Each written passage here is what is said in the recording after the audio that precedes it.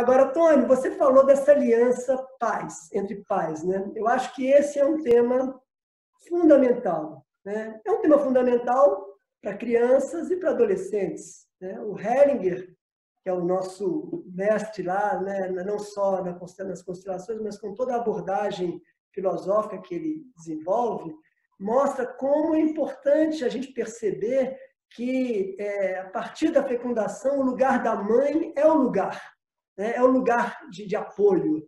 Então, tem toda uma infância ali que é o lugar da mãe, que é importante a gente, enquanto pai, estar ali apoiando tudo, mas a gente também entender que nesse início de criança é de fato um lugar da mãe, né?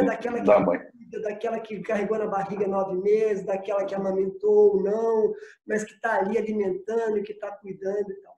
Né? E é importante também, da mesma forma como para nós homens, a gente entender que esse momento é mais delas, me parece importante também para as mães entenderem que a partir de um certo momento, a partir dessa mudança da criança para o adolescente, é importante que o filho ou a filha vá em direção ao ambiente dos pais, né? Porque o Hellinger fala, é o pai que leva o filho para o mundo, é o pai que leva o filho para fora daquele sistema familiar que vem através das gerações.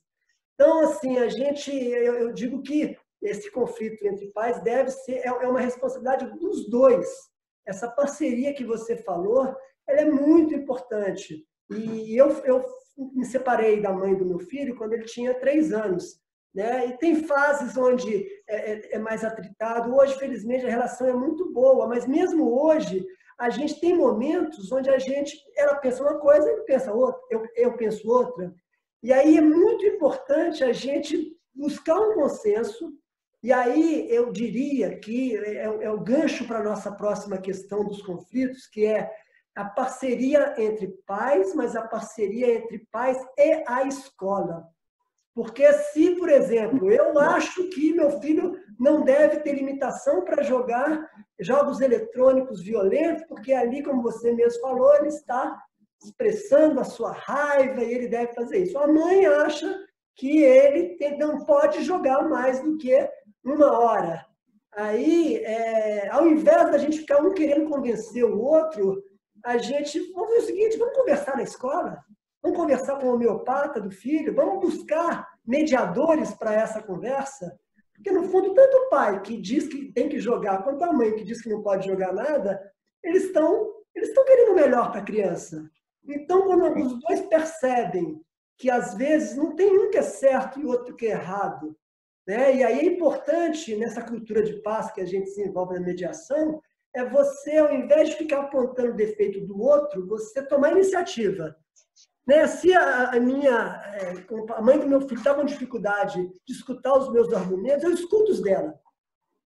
Né? Eu escuto os dela, eu proponho a gente escutar a escola, vamos os 3 na escola, né? Porque aí você sai daquele embate de quem tem a razão. E aí eu acho que esse também um bloco do que eu gostaria de falar aqui nessa live, que é o seguinte, né? O que fazer com filhos adolescentes durante o confinamento, no sentido de que os pais devem ou não monitorar o aprendizado deles nesse momento que eles não estão mais com atividade presencial. Alguns nem têm ainda atividade online, mas mesmo os que estão com atividade online, eles estão, muitas vezes, sem um processo de avaliação. E aí, o que eu tenho dito, quando eu falo nas minhas conversas, nos meus workshops, nas minhas orientações, é o seguinte, principalmente a aliança de pais com a escola, ela tem que ser permanente, sempre. Criança, adolescente, não importa. Agora, normalmente, quando o filho é adolescente, a tendência, para mim, é que os pais, uma vez que eles façam a escolha de uma escola e o filho está lá, é importante que eles apoiem a escola. Enquanto meu filho está naquela escola, é a melhor escola do mundo. Porque é a única escola que ele tem.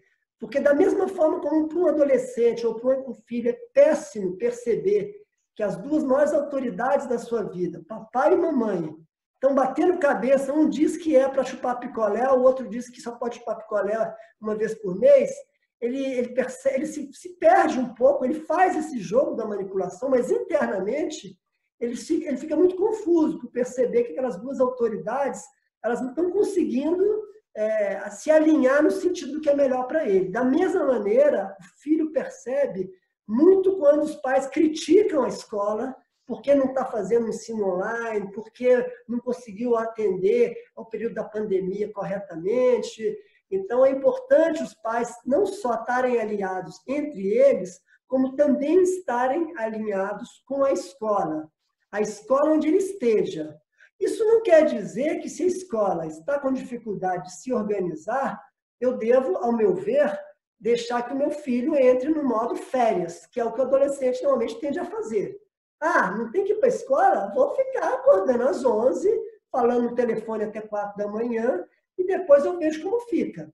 Então, eu entendo, eu defendi isso aqui num outro vídeo que eu fiz lá no canal há mais tempo, no sentido de que, desde o início da pandemia, eu deixei claro, quando a escola ainda nem tinha se organizado, porque eu entendo o seguinte, no caso do adolescente, na hora que eu indico meu filho para a escola, eu acompanho de perto, mas eu acompanho também a performance dele. Se ele está indo bem nas aulas, se ele não tem reclamação, se ele está fazendo os deveres, e se ele tem boas notas, eu entendo que se eu escolher aquela escola e ele está bem, eu deixo também, delego muito mais do que antes para a escola. De vez em quando eu vou, converso com a coordenadora e tal. Agora, no momento da pandemia, onde está todo mundo se reinventando, ali eu acho importante os pais terem esse lugar de serem um pouco escola também. Estabelecer horários, monitorar o aprendizado. Se a escola não conseguiu fazer ainda o ensino online, dizer para esse adolescente que é o seguinte, olha só, foi inclusive uma colega minha que falou, Rinaldo, eu falei essa coisa de monitorar o ensino online, ela falou, quem não tem ensino online na escola pública? Eu comentei, bom, o que eu acho que ali a pergunta em primeiro lugar, eu acho que a gente vive numa situação de um país de enormes injustiças e, de novo, quem está na escola pública está prejudicado. Mas a pergunta o que é o lugar de força desse adolescente, inclusive que está numa escola pública? É ficar só reclamando da escola e do governo que não faz o que tem que fazer? Ou é ele, entendendo que ele vai ter um percurso pela frente, ele se aliar a outros colegas, ele ir para uma biblioteca, ele buscar a ONG, ele buscar esses conteúdos por conta própria e fazer o estudo que ele consegue fazer. E é claro que ele vai ter que ter essas aulas presenciais depois. Eu não estou dizendo que não, mas é você buscar um lugar não de vítima com as questões que surgem, mas um lugar onde você olha para o teu conflito e você toma ação no sentido de se responsabilizar sobre os resultados. O que você acha dessa relação aí, dessa parceria pais-escola, na linha do que temos conversado? Eu acho extremamente importante. Eu queria pontuar algumas coisas com relação a isso. Primeiro, uma coisa importante, talvez os pais precisam saber, que os filhos, quando vão jogar jogos violentos, a questão número 1 é que eles vão encontrar os amigos. Então, essa é a primeira questão que está envolvida nessa questão de jogos violentos. Ele está lá encontrando os amigos, aqueles que o compreendem, e vai competir, vai medir forças, vai tentar ver. Então, aquilo que hoje em dia tem a ver com isso que o Christian Dunker chama de cultura do condomínio, porque aí todo mundo vive fechado nos seus espaços, os condomínios não tem muito esse espaço mais da rua para jogar futebol, para brincar e até para se machucar, porque, enfim, estão presos aos seus condomínios, às suas casas. Então, essa é uma relação importante dos pais saberem que ali também eles encontram os seus pares, as pessoas com os quais compreendem e substituem aquilo que era o jogo da rua, a brincadeira, a necessidade de ter o joelho ralado e chegar em casa feliz, porque... Né? Então, essas coisas que são importantes nessa adolescência. Esse é um primeiro ponto. Um outro ponto, eu atendo também muitas professoras, em especial da rede pública aqui em Curitiba. E no meu grupo de mulheres aqui em Curitiba tem várias professoras. E todas reclamam muito desta desautorização dos pais perante os professores. Né? Então, os filhos eles ficam muito linkados, ou primeiro, ou abandonados por esses pais, não tem um espaço, e não conseguem estabelecer uma vinculação externa também, né, ou às vezes tem sua mãe também, na questão da rede pública tem sua mãe, e o pai também é um pai ausente. E um terceiro ponto importante, os filhos ficam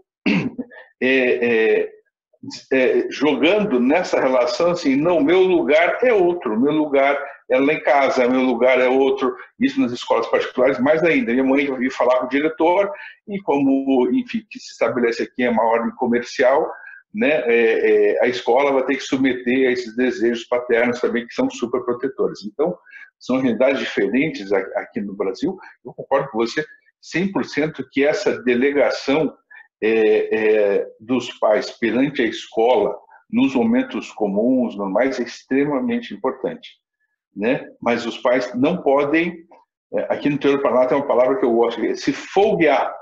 Então, eles não podem se folguear com relação a essa questão e precisam participar desse processo também. E precisam olhar para isso, e precisam monitorar e poder sentir, como você falou, assim, opa, eu largo um pouco mais a corda e eu puxo mais um pouco. Né? Nesse momento, como é que está isso? Então, agora, nesse momento agora de quarentena, concordo com você 100%, esses pais precisam estar mais presentes e algumas vezes, em alguns momentos, até olharem para isso que era para estar sendo estudado e estudarem um pouco junto, ou provocarem um pouco junto, ou falarem, até se juntarem com outros pais de escola para poderem tentar fazer alguma coisa nesse sentido, mesmo que seja online, mesmo que seja em pequenos grupos, para que isso possa desenvolver. Você coloca uma questão que a gente vê de forma muito veemente, né? Muitos lares de pessoas de classe baixa não têm internet. Então, essas pessoas não têm acesso, isso acaba faltando bastante. Então, a educação pública, ainda que podia ser mais privilegiada, entra nessa falta, nesse colapso, nessa hora. Né? E os pais podem, sim, assumir essa relação de protagonismo. A questão que preocupa é que muitos pais nem sabem, nem foram educados para esse lugar. Né? Esses pais simplesmente não sabem o que fazer e aí ficam mais agressivos e aí acontece isso que está acontecendo agora, né? Tá tendo mais violência em casa, os pais, enfim, estão brigando mais um com o outro, está tendo mais agressão, mais violência doméstica, mais violência com crianças. Aqui em Curitiba é um absurdo de histórias de casos de pessoas, de crianças e adolescentes que estão sendo vítimas de violência. Então, há um momento muito especial e muito difícil de se lidar. Né? E então é algo específico nesse momento, mas os pais que têm condições vão ter que fazer isso. Isso tem um custo, né? Tem um custo de tempo, tem um custo de desejo, né? Vão precisar estarem mais próximos mesmo desses filhos que se preparam, aquilo que você colocou nesse momento, de irem para o mundo, de irem para a vida, né? O que é essencial nesse momento, né? Eu vou só falar aqui para o pessoal lá do Instagram, que está dando 1 hora. A gente vai continuar no YouTube. Eu agradeço a quem continuar até o final lá no Instagram, mas vamos continuar aqui pelo YouTube, que tem umas coisinhas que a gente pode falar ainda. Uhum. Sobre isso que você falou, é muito interessante, porque a gente fica dando conselho, mas no fundo, o que os filhos percebem é o que a gente faz, né? Então, quando os pais estão ali alinhados com a escola, e aí eu vou contar um caso muito recente que chegou ao meu conhecimento ontem, né? Primeiro, a informação de um adolescente que muitos dos seus colegas do ensino privado que tinham notas excelentes não estão conseguindo estudar, não estão conseguindo fazer as atividades online. Algo está se dando ali de uma dificuldade enorme. Pessoas que, do ponto de vista presencial, sempre se engajaram e tiraram nota média 9, de repente, quando você vai para uma aula online de uma escola privada que conseguiu uma plataforma, onde todos os alunos já estão indo para as aulas no horário marcado, 7h30 tem aula de português, 8h30 tem aula de matemática e tal, ainda assim não estão conseguindo estudar, não estão conseguindo fazer as atividades, estão se sentindo muito falta da questão presencial. E aí é interessante também, eu vejo assim, né? Como é que estão os pais desses adolescentes? Será que eles também estão tendo muita dificuldade e estão muito assustados com esse momento da pandemia, de que eles têm que ficar dentro de casa, que eles não sabem como vai ser o futuro, que eles não sabem como vai ser a escassez da família? Será que eles não têm sistemicamente questões relacionadas à falta de dinheiro? E porque é isso, os filhos da gente, eles estão o tempo inteiro conectados aos pais. Então, às vezes, os pais cobram lá do que os filhos não estão tendo a disciplina necessária para fazer as aulas online, mas pode ser que esses filhos estejam olhando para os próprios pais que não estão conseguindo também se equilibrar, se centrar e entender que essa pandemia, em primeiro lugar, será longa. Eu tenho falado isso já há algum tempo, né? Eu acho que é uma coisa de que esse ano vai ser um ano muito complexo. Então, as pessoas têm que primeiro, os pais, têm que primeiro se conscientizar de que, né, a vida será diferente depois disso e entender que, da mesma forma como a pandemia cria um colapso no sistema econômico, ela também, e os conflitos ficam extremamente acirrados, porque você não tem mais como ir para o bar tomar uma cerveja com seus amigos, você não tem mais como ir para o cinema para arejar a cabeça, você está convivendo muitas vezes, para quem pode ficar no confinamento, 24 horas por dia com a mesma pessoa dentro do mesmo espaço. Então, por um lado, é uma situação bastante difícil, por outro, é uma oportunidade maravilhosa da gente se conectar com o lado interno da gente poder ir para o nosso quarto, eventualmente, fechar uma porta, e ali é a minha casa naquele momento. Por isso eu falei da importância do adolescente poder ter o quarto dele. O pai e a mãe também poderem fazer isso. Porque fiquei muito surpreso com esse retorno de que alunos que não estavam, nunca tiveram problemas na escola, agora, com a pandemia e essa questão online, eles não estão conseguindo olhar para o seu ensino e não estão conseguindo aprender. Já está tendo avaliação e eles estão sendo pessimamente avaliados. Nesse sentido, é um desafio. É claro que para quem está numa escola pública, quem não tem internet, o desafio é muito maior. Mas o Hellinger sempre lembrou a nós todos que cada um de nós recebe um destino nessa vida e, junto desse destino, ele vem com todos os recursos para a gente enfrentar essa realidade.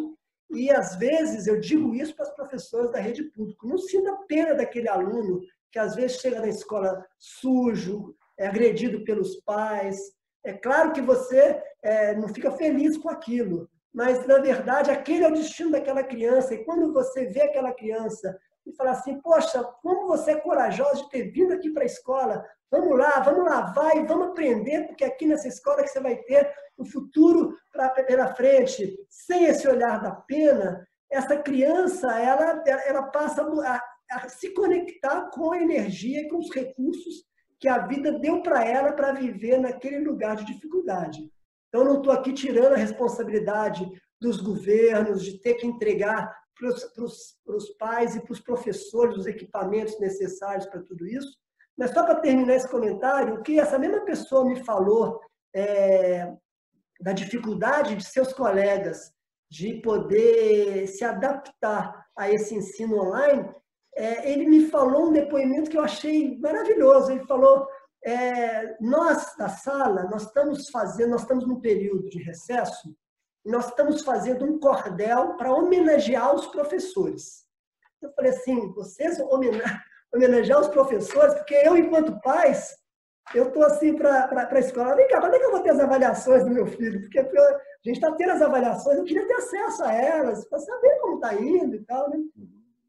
E aí você vê como a gente aprende com os adolescentes, né? Ali eu percebi que eu já tinha toda uma sensibilidade para entender o quão difícil está sendo para os professores terem do dia para a noite, sem terem, e aí não estamos falando só da rede pública, não, da privada também. De um dia para o outro, você estabelece o ensino online e você tem que aprender a dar aula. Às vezes você nem tem computador, você nem tem as ferramentas. Então, mais do que nunca, essa aliança da gente reconhecer o lugar dos professores como heróis nesse momento, isso é muito bacana, porque quando os próprios alunos reconhecem as dificuldades dos seus professores, ao invés de ficar julgando que, pô, esse professor não está fazendo a aula como era no presencial, não. Mesmo eles tendo a dificuldade na aprendizagem, eles reconhecem o quanto esses professores estão se esforçando para fazer aquela aula online ali. Então, quer dizer, todo mundo ganha, todo mundo sai dessa pandemia, uns com mais dificuldades, outros com menos, mas com um olhar de você, ao invés de julgar o outro, você olha para o problema, mas você reconhece que o outro está fazendo o que ele dá conta. E você apoiá-lo nessa iniciativa, você se coloca no lugar de força. Né? Então, essa parceria pais e professor é um problema sério em todas as escolas, públicas e privadas. Os pais, quando o seu filho dá problema, eles fazem o quê? A culpa é da professora que não está dando conta do meu filho. Aquela criança ou adolescente que começa a brigar e dar porrada em todo mundo dentro de sala de aula, o que a professora muitas vezes faz? A culpa é do pai que deve fazer isso em casa. Isso não resolve absolutamente nada, só piora. Diz aí, Tony, o que você acha? Eu concordo. Eu acho que tem uma primeira questão também, um primeiro ponto, eu acho que é importante, e que você coloca. Muitas vezes, esses adolescentes, por exemplo, esse que vai ver na escola, presencialmente e tal, e que em casa tá assim, e que os pais tentam esconder, e a adolescência não é mais a idade de se esconder os problemas, é a idade de dividir os problemas e fazer os adolescentes perceberem também o que está acontecendo. Muitas vezes, esses sintomas desses adolescentes são uma identificação do sistema, disso que está em desarranjo nessa hora. Né? É quase que impossível que os pais conscientes não tenham um certo medo. Né? Medo do futuro, do que vai acontecer, do emprego, da morte. Alguns pais estão perdendo pessoas próximas, estão perdendo os seus pais, os seus avós, enfim. Então, há uma situação muito, muito caótica. Né? Ela não é uma situação mais que só o adolescente está enfrentando a escola, tá? Mas é uma situação caótica. Né? E muitas vezes, se isso não for amplamente discutido e conversado em casa, esses adolescentes vão simbolizar tem alguma coisa errada acontecendo. Né? Um segundo ponto, eu tenho, por coincidência aqui, a síndica do prédio onde eu moro é professora. E eu encontrei com ela anteontem, e ela me disse uma coisa muito interessante. Ela está trabalhando mais do que estava trabalhando antes. Ela está dando aulas online, essas reuniões de professores, e essas reuniões que são aqui com essa telinha aqui na frente, elas são desgastantes. É totalmente diferente de uma reunião presencial, né? A gente tem uma diferença, por exemplo, aqui nessa telinha eu tenho que ficar colado aqui o tempo todo. Se eu faço esse movimento, é como se eu já não estivesse mais prestando atenção, como se eu estivesse dedicado a alguma outra coisa, que não é verdade. E às vezes numa sala de aula a pessoa fala, levantou, ela está ouvindo, mas ela foi tomar café, ela foi ao banheiro, ela fez isso, ela volta para essa reunião e ninguém está reclamando que se deixou de pertencer. Aqui não. Aqui você fica olhando para uma coisa fictícia, em que você nem ouve direito a pessoa respirar, nem ouve direito o barulho da cadeira da pessoa do outro lado, né? E tem que colocar como se isso fosse uma situação real. Ela não é uma situação virtual mesmo. Ela é totalmente diferente. Então, ela provoca outros. Né? Eu sempre sugiro nessas reuniões que as pessoas não fiquem o tempo todo olhando para isso. Às vezes possam virar e possam pensar e possam se levantar, se tiverem fone, fazerem isso ou caminharem e se fixar em algo que talvez seja mais consistente do que isso que elas estão vendo que a voz. Né? Ouvir isso mais extensivamente. Isso aí é muito estressante, ficar preso aqui, ficar tentando tornar isto real, porque não é uma tela plana. Eu posso tocar aqui, estou tocando aqui na tela, uma tela plana, né? Eu não consigo tocar você, ou ouvir, ou sentir, e a coisa mais assustadora para mim tem no Covid, não consigo abraçar as pessoas, né? Não posso estar presente, né? E tudo é muito formal, então está tudo gravado, tudo é isso, então a gente evita um pouco das brincadeiras, a gente evita, né? É todo um ambiente muito, muito artificial no sentido. Ele é necessário, é bom que se tenha, porque é uma forma que a gente possa dar andamento a essas coisas. né? Então, a gente participa de reuniões, de festas, de coisas todas agora, são todas online, elas são importantes, né? Mas a gente poder sentar junto e estar trocando, isso em casa, isso pode acontecer. Esse espaço da escola agora volta para o espaço da casa, o espaço de convivência. E é algo absolutamente novo, é bem hellingeriano se pensar sobre isso. Estamos lidando com algo novo. Isso é novo significa antes não aconteceu e nem depois vai acontecer dessa forma. É algo novo nesse momento. Como é que é isso que eu faço? Me invento sentindo todos os medos, todas as inseguranças, todas essas questões, e a gente consegue lidar com isso e ainda me relacionar com essas possibilidades, com o professor, com este lugar, com essa relação. E interessante, né, Rinaldo? Isso pode ser ressignificado, pode ser um momento interessante de ressignificação até desse espaço, né? Uma nova forma de relação, de se importar com o outro, de se relacionar com o outro de outra forma. Então, o que pode parecer uma crise, e em um certo sentido é uma crise, há uma expectativa de mudança, lógico, com esforço, lógico, com um sacrifício, lógico que muitas pessoas não vão ter condições de fazer, mas é uma possibilidade. Eu tenho essa sensação, né, que o vírus, ele, como tudo na vida, ele veio e ele é o presente, né? Então a gente, e aí nessa perspectiva do mediador, né, que é o lugar do não julgamento, né? Tem gente que olha para isso com muita raiva, como se a China fosse o culpado, aquela coisa e tal. Tem gente que sai na rua e que finge que não é nada disso e que não está correndo riscos. Outras pessoas vão para o outro extremo, um lugar de reclusão, de medo, e de se cuidar, se podem, né? Estamos falando daqueles que podem, que têm uma certa poupança e podem ficar em casa durante algum período.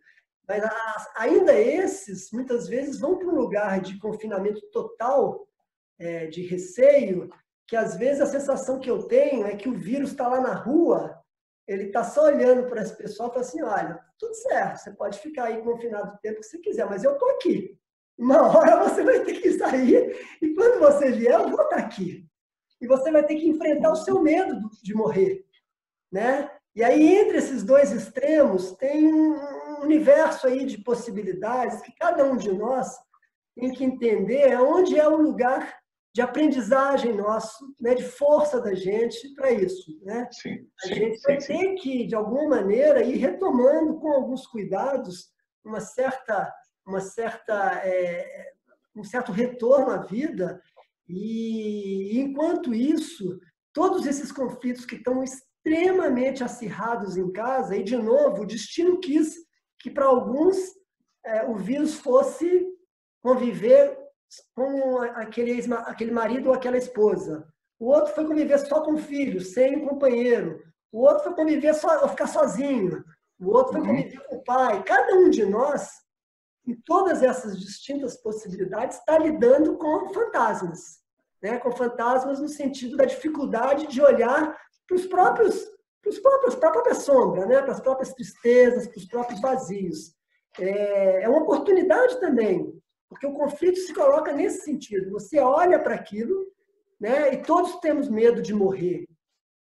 Medo de ficar pobre, talvez menos, mas medo de morrer todos temos. E, às vezes, é justamente olhando para a morte e para esse medo, naquela coisa do yin e do yang, né? Qual é a polaridade oposta à morte? É a vida. Qual a polaridade oposta ao medo? É a coragem. Então, a gente pode, justamente na hora que está olhando para o próprio medo de morrer, a gente se conectar com a própria possibilidade de o que eu estou fazendo da minha vida, né? E como eu vou ter coragem para... Será que eu tenho coragem para ir no mercado ali na esquina para comprar aquilo que eu gosto? Que eu vejo suas postagens que você tem no mercado ali, que eventualmente... Né? Isso é uma coragem. Né? E depois você vai e volta e fala assim, bom, eu voltei. Então, né, eu não morri.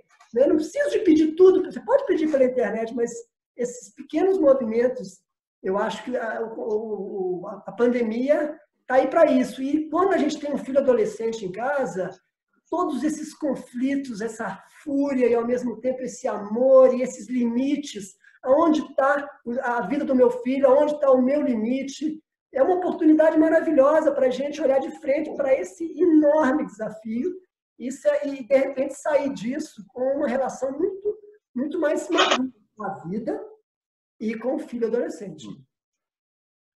Concordo. Já temos aí, Tony, 1h e um pouquinho, eu não sei, não, e a gente vai falando, mas não sei se você gostaria, eu acho que a gente mais ou menos cobriu aqui, quando pensei, eu pensei de falar da questão, né, da raiva com os adolescentes, pensei de falar também dessa questão da relação com a escola, de como ajudar os adolescentes no confinamento. A única coisa que a gente falou muito rapidamente é assim, mas a gente falou, né, da distinção do papel dos pais e das mães nesse processo com o adolescente, né? E aí, eu não sei se... Eu gosto muito da imagem, eu faço um trabalho. Na verdade, essa nossa live é fruto de uma live anterior com homens amigos, né, que a gente encontrou lá no trabalho com o Hellinger. E nessa linha de trabalho, especialmente entre homens e com filhos homens, tem um conto do Homem de Ferro, que é muito bacana. Quem me apresentou ele foi a Mônica, nossa colega lá na formação, né, que é um conto medieval onde, se não me engano, o autor do livro é Robert Bly, mas eu posso estar enganado, mas essa ideia de que é um menino, um príncipe que mora no castelo com seus pais, e a mãe muito severa e tal, e num certo momento ele está brincando com a sua bola de ouro, e essa bola de ouro cai dentro de um calabouço que tinha um monstro lá, e quando ele vai lá e vê que a bola de ouro está lá dentro, ele fala lá para o monstro: olha, joga a bola aqui para fora, minha bola, eu estava brincando com ela, ela caiu aí. E aí ele fala: não, eu jogo se você me soltar. Mas ele fala: mas como é que eu vou te soltar? Eu não sei onde está a chave. Aí ele fala assim: a chave está debaixo do travesseiro da cama da sua mãe. Aí ele queria tanto a bola de ouro que ele, é mesmo, então eu vou lá pegar a chave. Aí ele foi lá no quarto dela, tirou o travesseiro, e de fato a chave do calabouço estava lá. Aí ele pega a chave, joga lá dentro do calabouço, aí o monstro da floresta abre o calabouço, e aí quando ele sai, o menino fala assim: ih, meu Deus, mas na hora que minha mãe souber que você vai fugir, ela vai acabar comigo. Aí o monstro, né? O monstro da senhora. Então, é o seguinte: venha comigo, nós vamos para a floresta e você vai aprender coisas que você nunca vai aprender aqui dentro do castelo. E ele, com medo da punição da mãe, ele vai. E aí, lá, enfim, a história é longa, mas fala um pouco dessa transição, desse ritual dos meninos, que também é das meninas, de, num certo momento, para virar homem, o menino precisa sair. E a menina também precisa sair desse local de proteção, que tem muito a ver com a mãe, e ele precisa se rebelar, ele precisa de pegar a chave do calabouço debaixo do travesseiro da mãe e abrir a porta e seja o que Deus quiser. Né? E aí ele se depara com um mundo de possibilidades, mas ele se depara com uma culpa enorme. E aí ele foge, vai para a floresta, e aí ele fica lá sem dizer que é príncipe, ele não tinha coragem de voltar para o castelo dos pais, e aí ele vive como um menino pobre, mendigo, vivendo em vários reinos, e se encontra enquanto homem, e volta várias vezes na floresta, porque o monstro diz: quando você precisar de mim, vem aqui que eu te apoio. E, então, assim, aí ele se casou com a princesa. É uma história bonita, mas que fala desse ritual que os adolescentes, homens e mulheres, precisam de passar, e de como é difícil para nós, pais, mas em particular para as mães, compreenderem a importância dos nossos filhos saírem do âmbito da mãe e irem para o âmbito do pai e para o mundo, né? E que eles vão ser, como eu sempre falo, né, com os adolescentes: vocês podem fazer o que vocês quiserem, agora vocês têm que arcar com as consequências da sua rebeldia. É o que o Hellinger fala da má consciência. Né? Você pode ser... a má consciência, você evolui quando você rompe lá com os seus valores familiares. E ela é positiva. Porém, não se esqueça que você, na má consciência, você cresce, mas você arca com as consequências dos seus atos e você está sozinho. A grande vantagem disso se dá dentro de casa é porque os pais ainda estão por perto. Então, quando você, na hora da fúria do seu filho, porque você cortou a internet dele, e ele gritou com você e te desrespeitou, você fala, você me desrespeitou? Então, amanhã você não terá acesso ao teu celular, me dá o celular. E você toma o celular dele durante um dia, não pela questão que foi discutida, mas pela forma como foi feita, o que você está mostrando para ele, você pode até depois dar com metade do dia o celular, mas o que você está mostrando é que a rebeldia é bem-vinda, mas você tem que pensar bem na tua atitude, naquilo que você fala. Porque na hora que você, na rua, você, de repente, desrespeitar um professor em sala de aula de uma maneira muito agressiva, diferente do seu pai e da sua mãe, que vão estar ali conversando com você, ele pode prejudicar o resto da vida. Então, o ambiente da raiva dentro de casa, para mim, também tem um processo dessa aprendizagem, onde os adolescentes, nossos filhos, eles têm espaço para exercer a sua indignação. Eles, eventualmente, eles podem criar uma situação de desrespeito, e aí eu entendo que é bom que, se houve um desrespeito, que haja uma compensação, haja uma consequência a esse excesso que houve, com amor, mas que haja essa consequência, até para ele entender que os limites estão lá. Se ele quiser exceder, ele pode exceder, mas ele vai ter que arcar com as consequências. Esta traição, entre aspas, né, de liberar esse monstro, porque é um monstro, né, ele ameaça a família, mas o monstro só quer ir para a vida, para a floresta, ele só quer voltar, né, a um outro lugar. Né? Esse monstro é um imenso convite. Né? E tem, né, Reinaldo, tem essa famosa síndrome do ninho vazio, né, que as mães muitas vezes enfrentam na relação com os filhos. Né? Então, meu filho foi embora e foi para a vida. Né? E isso não é nada confortável. Né? Então, não é confortável, não é gostoso para uma mãe perceber que o filho ou a filha foram em direção ao pai. Né? Que também é uma outra experiência importante. Esse pai vai precisar saber acolher de novo enfim, né? O menino de uma forma, a menina de outra forma, vai precisar encaminhar essa menina para a vida de uma forma, o menino de uma outra forma. Aos pais é difícil, aos pais homens, muitas vezes, eles têm dificuldade de reconhecerem que aquilo que se apresenta na frente deles não é mais uma criança, mas é uma mulher ainda adolescente sexuada, né? Com desejos, com coisas próprias. É muito difícil para os pais darem conta disso. E, às vezes, essa menina fica nessa porta de saída esperando o pai abrir, mas o pai diz, não é seguro, eu não dou conta, eu não consigo ver você como uma mulher adulta, não consigo reconhecer você e tal, né? E fica nesse lugar, ou às vezes os pais dizem para os filhos, os pais homens dizem para os meninos, não tenho tempo para isso, né? Você que se vire sozinho, e daí essa autorização para decolar também não é dada. Então, tem vários impasses aí nesse momento, né? Nesse importante momento que eu acho que são um diagnóstico muito importante da nossa sociedade. Né? Essa autorização para decolar, para poder se assumir como adultos e poder resolver a própria vida nesse sentido, é algo que, nas sociedades latinas em especial, é mais grave ainda. Né? Há um impasse nesse lugar.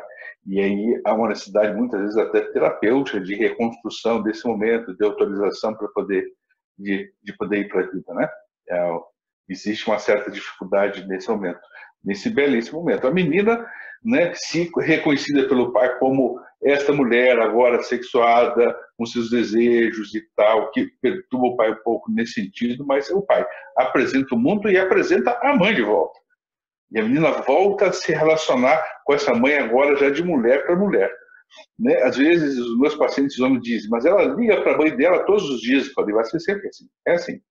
Né? E se ela tem uma boa mãe, isso é assim. Isso não significa se infantilizar ou pedir.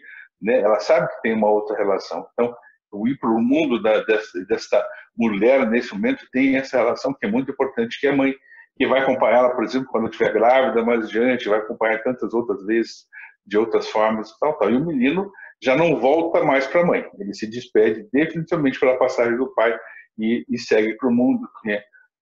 Hipoteticamente. Né? Então, é um movimento muito bonito de acontecer e tem várias etapas aí. Né? Então, eu acho que eu tenho a impressão que o resumo do que a gente fala, assim, né, é uma questão sistêmica que é mais ampla, é sempre maior. Me lembro do Joel Weser dizendo, é bem maior. Né? Um professor nosso lá da escola Herrlich, que sempre dizia as coisas são bem maiores do que se apresentam, elas são mais complexas e às vezes tem gerações e gerações de comportamentos que são repetidos, né? Que nem são mais reconhecidos. Eu tenho uma paciente uma vez que me disse uma coisa que eu achei sensacional que mostra essas questões de emaranhamentos. Ela relata uma coisa assim metaforicamente, né? Mas ela relata uma coisa, na família dela todo domingo é dia de se assar peixe no forno. Então, uma tradição na família. Então, só que nessa família aí só morava essa paciente, a irmã dela, a mãe e a tia. E a tia e a avó. Eram 5 mulheres que moravam nessa casa, né? Os outros homens todos já tinham morrido já. E um dia essa minha paciente, ainda bem adolescente, pergunta para a mãe assim, mãe, por que é que sempre se assa o peixe sem cabeça aqui nessa casa? A mãe falou, olha, não sei, é uma tradição, mas a gente sempre tira a cabeça do peixe. Ela ficou intrigada e a mãe disse, então pergunta para sua avó, vó, por que sempre se assa o peixe sem cabeça aqui nessa casa? A avó falou, olha, eu não sei, mas se eu me lembro bem, quando eu era criança, a minha avó tinha um forno muito pequeno que o peixe não cabia inteiro. Então, sempre se tirava. Depois, isso está sendo repetido nas outras gerações, já não se sabe mais por quê. Né? Tem uma história lá atrás, né, que a gente. Por que faz? Eu não sei. A gente sempre fez assim, nem tem uma razão. Quer dizer, o fogão já é grande, já cabe o peixe inteiro, mas tradicionalmente se tira a cabeça do peixe. Né? Isso é um conto inocente, mas às vezes a cabeça do peixe são coisas bem mais graves também que se repetem nessas histórias, né, Reinaldo? Maravilha, Antônio. Eu adorei falar aqui com você. Te passo a palavra aí para a gente encerrar. Você quer encerrar com mais alguma colocação ou seguimos? Não, eu quero só me despedir. Quero agradecer profundamente essa diversão. Passamos aqui praticamente 1h30, né, falando e nos divertindo, né? Essa que é a questão, né? E as pop-ups vão acontecer na cabeça, vão aparecer 1000 historinhas, daí a gente puxa 999 e usa uma só, porque 1000 coisas, né? Essa conversa, como você bem falou, dá para ir mais horas seguidas, prazerosamente enfim, né? Nessa boa conversa. Agradeço profundamente a você, as pessoas que estão vendo, as pessoas que vão ver, espero que tenham um bom proveito dessa nossa boa prosa, Reinaldo. Pois é, você... Obrigado, viu? Imagina, você, assim, a gente poderia ser uma pessoa que aprofunda bastante um tema que eu também vejo muito nas escolas, nas turmas de adolescentes, que é a questão da depressão e do suicídio para adolescentes, né? Sim. Eu nem quis trazer esse tema para cá, porque senão a gente, eu acho que ocupava um espaço, mas eu também queria agradecer demais você. Eu aproveito essa fala sua final para fazer também um agradecimento à mãe do meu filho, que além de ter me dado o meu filho, dentro disso que você comentou, né, da dificuldade da mãe abrir mão do filho, a gente vê lá nas constelações que se a mãe veta a ida de um filho ou de uma filha para o âmbito do pai, esse movimento fica muitíssimo dificultado. E quando meu filho fez... Meu filho mora em Brasília já tem uns 4 anos. Mas quando ele fez 12 anos, 2 anos e meio atrás, eu falei para a mãe dele, em particular, falei para ele também. Falei, você está entrando numa fase que eu acho que vai ser importante. Falei, Felipe, nosso filho, vir morar comigo no Rio, dentro dessa lógica de sair do ambiente né, da mãe para o pai. Mas eu respeito a sua decisão enquanto mãe. Né? A hora que você entender que é o momento oportuno, eu gostaria só de reforçar que eu acho que é importante para todos, para você ter um pouco mais de espaço enquanto, né, mulher, para ele ter uma relação com o pai e para a gente construir, para ele levar isso para a vida. Ela falou, não, mas ainda não está na hora, não. Um ano depois, quando ele fez 13 anos, isso foi em outubro, ele faz aniversário em outubro. Eu falei de novo, só queria lembrar aquilo que a gente falou lá atrás. E eu acho que é importante ele vir morar com o pai no Rio, mas Mais uma vez, quem vai dizer é você, né? Você decide, porque eu estou bem como eu estou. Eu adoro morar sozinho, eu tenho muito mais liberdade que eu terei quando ele vier morar comigo. E aí ela falou, mas ainda não está na hora. O ano passado, quando ele fez 15 anos, em outubro, eu falei isso para ela falou, eu quero agora que eu não estou aí eu fui falar com ele isso. Ele falou, papai, eu nunca recusei ir para o Rio. Sempre gostei do Rio, tenho amigos no Rio. Pela primeira vez na minha vida, eu estou com bons amigos, que eu nunca tive aqui em Brasília. Tem uma turma que não é a turma da sala, é a turma do WhatsApp, 4, 5 pessoas, a gente se fala. Eu não gostaria de ir nesse momento e tal, eu não gostaria de ir, eu estou muito adaptado a Brasília. E aí eu já tinha conversado com a mãe dele, aí nós fizemos uma conversa dessa 3, onde a gente, né, onde primeiro ele ouviu dela, que até então era eu que queria. Eu falei então para a mãe dele, então coloque você para ele, que você que está precisando que ele vá. Você entende que ele vá porque você precisa sozinho. Ele já sabe. Aí fizemos a conversa. Quando ele ouviu a mãe, nós 3 juntos, falando isso, ele falou, né, porque o adolescente, ele sabe o que é melhor para todos, né? Sim. Ele não vai deixar de ser solidário com a mãe. E aí ele falou, então, mas vocês me dão um ano a mais para eu poder despedir aqui dos amigos, para eu poder viver essa turma que eu fiz. E aí eu falei, olha, se sua mãe puder esperar um ano, para mim está tudo certo, eu estou esperando lá. Aí a mãe topou e falou que, na medida, né, que a gente está analisando, mas que no máximo até o final desse ano, já fomos em janeiro, quando ele esteve no Rio nas férias, escolhemos escola, ele já se integrou ali, tudo. E aí eu, então, sou grato a ela, porque esse movimento, eu sei o quanto é difícil para uma mãe abrir mão desse vazio no ninho, né? Mas, no nosso caso, felizmente, isso se fez possível e talvez também, porque eu também não fiz questão de nada, eu reconheci que tudo tem hora certa para acontecer, né? Então, eu agradeço a ela e ao destino de poder me fazer aprender tanto com meu filho, com os adolescentes das escolas onde eu atuo e com você, meu caro amigo Tônio, que a gente possa continuar com essas trocas outras vezes no futuro. E presencialmente, principalmente. Presencialmente, por favor. Isso é importante. A gente possa continuar essas mediações amorosas aí dessa mesma forma como a gente está fazendo, né?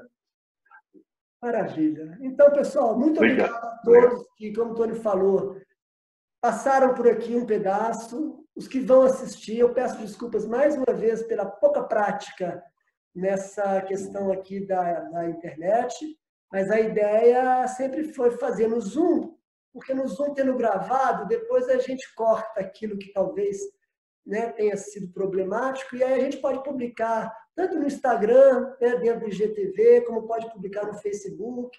E aí tem o meu canal, Rinaldo Almeida Educador, que é muito recente, eu criei ele para fazer essa live, e meu filho era o único inscrito nele, aí essa semana ele falou, papai, o teu site está bombando, já tinham 5 pessoas inscritas, crescimento de 500%.